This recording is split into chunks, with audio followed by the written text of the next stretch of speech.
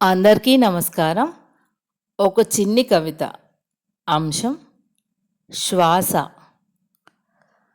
మనసు తలుపు తట్టని అతిథి అయినా ప్రతి క్షణం మన ఒంట్లోనే ఉండే బంధువు. ఉదయపు మంచు బిందువుపై సూర్యకిరణం జారినట్లు మన జీవన వీణపై నిశ్శబ్దంగా పలికే స్వరమే శ్వాస. అది మాటలు చెప్పదు, కానీ సహనాన్ని నేర్పుతుంది. మనకు కనిపించదు, కానీ ఉనికికి అర్థం చెబుతుంది.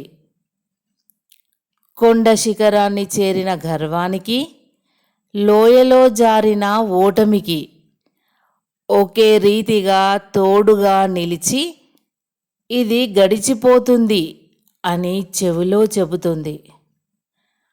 పూలు పరిమళం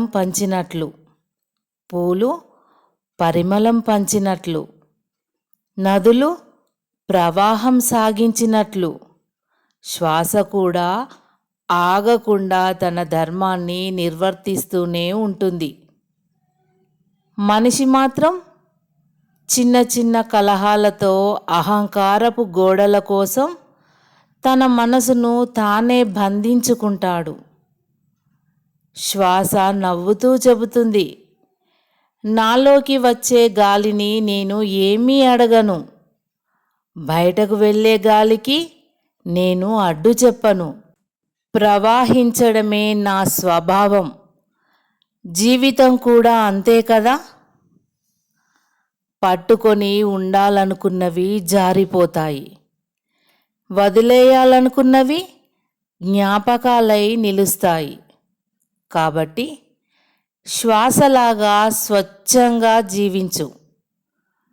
ఆకాశంలా విశాలంగా ఆలోచించు.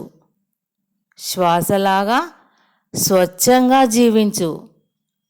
ఆకాశంలా విశాలంగా ఆలోచించు. గడియారం కొలిచేది కాలాన్ని మాత్రమే, కానీ శ్వాస కొలిచేది జీవితాన్ని. ప్రతి శ్వాస ఒక కొత్త ఆరంభం, ప్రతి నిట్టూర్పు ఒక పాత భారానికి వీడ్కోలు. ఈ సత్యం గ్రహించిన రోజు నుంచే మనిషి నిజంగా జీవించడం మొదలు పెడతాడు.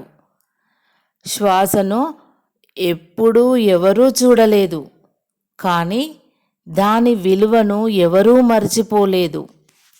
అది ఉన్నంత వరకు జీవితం ఒక అవకాశం. అది ఆగిన క్షణమే కాలం రాసిన చివరి వాక్యం. ఆగిన క్షణమే కాలం రాసిన చివరి వాక్యం. ధన్యవాదములు.